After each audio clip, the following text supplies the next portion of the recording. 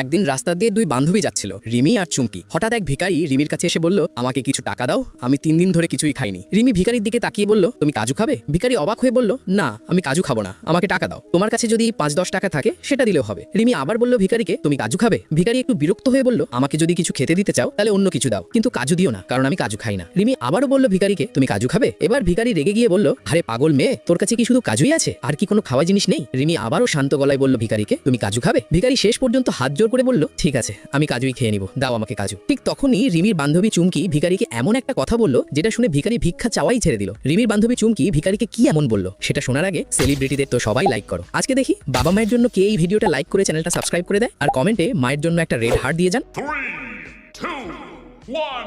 এখন মন দিয়ে শোনো। রিমির বান্ধবী চুমকি ভিখারিকে বলল, আমার বান্ধবী রিমি তো তোতলা, ও তোমাকে কাজু খেতে বলছে না, ও বলছে কাজ করে খাও।